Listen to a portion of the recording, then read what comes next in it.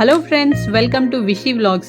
ఇక్కడ చూసారా చికెన్ ఎంత కలర్ఫుల్గా కనిపిస్తుందో. మరి నా స్టైల్లో చికెన్ ఎలా చేయాలో చూసేద్దామా. ఇక్కడ నేనైతే మట్టి కడాయి యూజ్ చేస్తున్నానండి. 3 టేబుల్ స్పూన్ వరకు ఆయిల్ వేసేసుకొని గరం మసాలా దినుసులు వేసుకుంటున్నాను. లవంగా, ఇలాచీ, దాల్చిన చెక్క, బోజ్వారాకు వేసుకుంటున్నాను.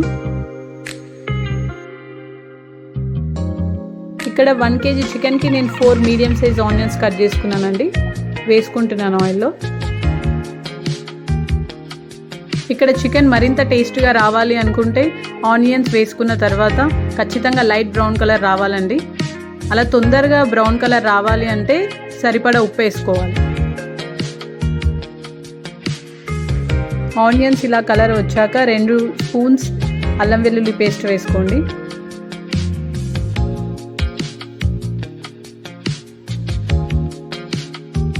ఒకసారి కలిపేసుకొని కొంచెం పసుపు,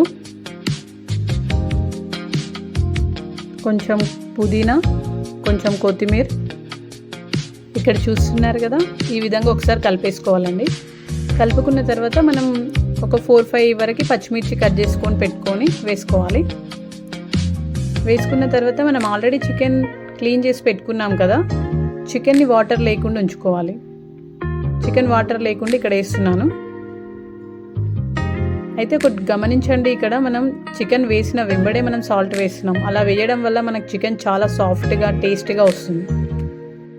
సాల్ట్ వేసుకున్న తర్వాత కాసేపు కుక్ చేశాక మళ్ళీ హై ఫ్లేమ్లో 5 మినిట్స్ వరకు కుక్ చేసుకోవాలండి. ఇలా ఈ విధంగా వాటర్ ఇంకొంచెం తక్కువ ఉన్నప్పుడే మనం ఇందులోకి మిరియాల పొడి, కారం పొడి 2 స్పూన్స్, ధనియా పొడి 1 స్పూన్ వేసుకోవాలి.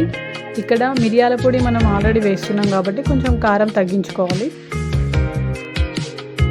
ఇలా ఒకసారి కలిపేసుకొని కారంని కూడా ఒక 2 మినిట్స్ పచ్చివాసన పోయేంత వరకు ఉడికించుకోవాలి. తర్వాత 2 టమాటోస్ తీసుకుంటున్నానండి. ఇక్కడ నేను టమాటోస్ కూడా ఒక 2 మినిట్స్ ఉడికించుకోవాలి. ఇలా ఆయిల్ పైనకి వచ్చేంత వరకు చికెన్ ఉడికించుకోవాలి. అప్పుడు మాత్రమే మనం సరిపడా వాటర్ పోసుకోవాలండి, లేదా ముక్క సప్పబడిపోతుంది.